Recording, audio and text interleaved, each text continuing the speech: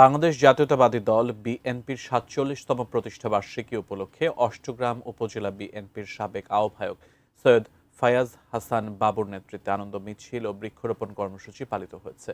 বুধবার অষ্টগ্রাম হাবেলী থেকে একটি বর্ণাঢ্য র্যালি উপজেলার প্রধান প্রধান সড়ক প্রদক্ষিণ করে কেন্দ্রের শহীদ মিনার প্রাঙ্গণে শেষ হয়। বাদ্যযন্ত্র বাজিয়ে লাঠি খেলা, মোটর শোভাযাত্রায় ব্যানার, ফেস্টুন সহ বর্ণাঢ্য মিছিলে নানা স্লোগানে মুখরিত হয় উপজেলার হাটবাজার ও সড়ক। অষ্টগ্রাম উপজেলা বিএনপির সাবেক আহ্বায়ক ও সদর ইউপি চেয়ারম্যান সৈয়দ ফাইজ হাসান বাবুর নেতৃত্বে এক বর্ণাঢ্য র্যালির আয়োজন করা হয়। এতে উপজেলা সদর, পূর্ব অষ্টগ্রাম, দেওঘর, বাঙ্গালপাড়া, খয়েরপুর, আবদুল্লাপুর, কাস্তল, দেওঘর ইউনিয়নের বিএনপি, ছাত্রদল, যুবদল, স্বেচ্ছাসেবক দল, কৃষক দল সহ অঙ্গ সংগঠনের কয়েক হাজার নেতাকর্মী উপস্থিত ছিলেন। পরে হাবলিপাড়া জামে মসজিদের সামনে বৃক্ষরোপণ শেষে নেতাকর্মীদের বনজ, ফলজ ও ঔষধি গাছের চারা বিতরণ করেন সৈয়দ ফায়াজ হাসান বাবু।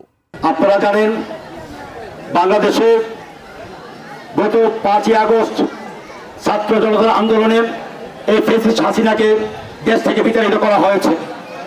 কিন্তু ঘাপটি মেরে থাকা সেই আওয়ামী দূষণরা বাংলাদেশের আগামী নির্বাচনকে নস্যাৎ করার জন্য বিভিন্নভাবে ষড়যন্ত্র করছে এবং এই নির্বাচনকে পেছানোর জন্য ষড়যন্ত্র করছে।